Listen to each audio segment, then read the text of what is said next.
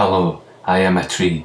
My life was once idyllic. I wailed away hours with my family in a tranquil sanctuary of nature.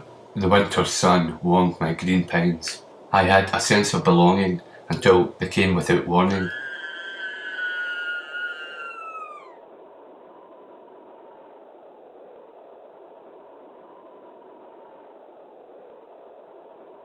Cynical and premeditated, they cut me down ruthlessly. The pain was unimaginable. Eventually I succumbed, fell to the ground horizontal.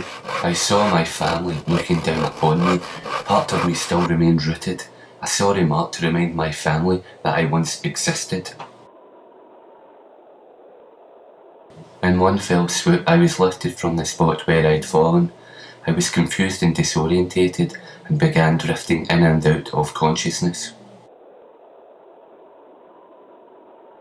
I was then dragged along the ground for what seemed like an eternity. I began to question the motives of these people. What had possessed them? Was this some kind of sick joke? My old life began to fade in the distance. I cried out for rescue, but no one heeded my calls. My kin, probably fearing a similar fate, may await them. The world was still antithetically at odds with the panic brewing inside me. The blueness of the sky reflected the blue inside me.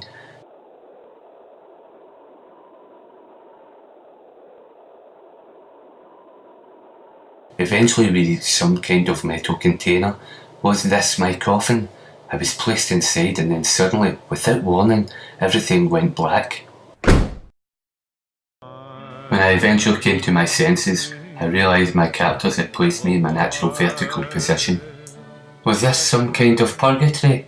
Was I about to meet my maker? No, if only. What they had in store for me was a plethora of torturous rituals to take every ounce of self-worth I ever had. The first affliction was a deafening din. The noise reverberated from the floor and walls and paralysed me to my core. Their next act was to humiliate and debase me.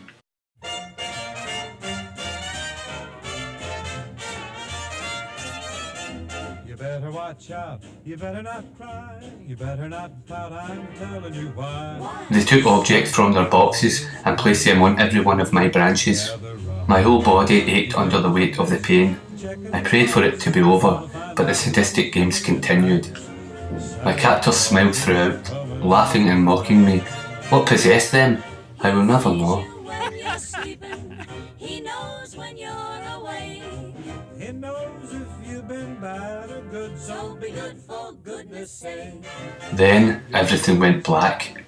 The room fell silent. Was this it? Was this my time? Santa Claus is coming to town. Yay! Hey, Christmas boy. And rum-a-tum-tums. The lights came back on, but not as before, not as bright. My captors began cheering. For the first time I saw my reflection in the window. What had they done to me? I was a ghastly version of myself, almost unrecognisable. I heard a noise at the door. Had my saviour eventually come to liberate me from my hell? We wish you a Merry Christmas. We wish you a Merry Christmas. We wish you a Merry Christmas and a Happy New Year. Good tidings we bring to you and your King. We wish you a Merry Christmas and a Happy New Year. We're in for a wee jam, fellas. Cheers, thanks a lot. No problem.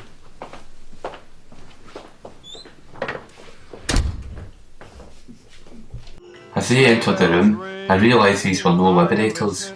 They stepped nearer and pulled at my branches. Was this another sick ritual?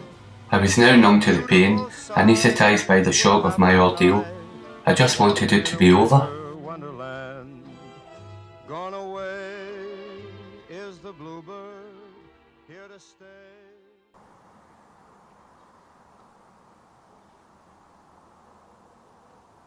My nightmare was almost over. As the winter sunlight kissed my brown skeletal frame, I contemplated the afterlife.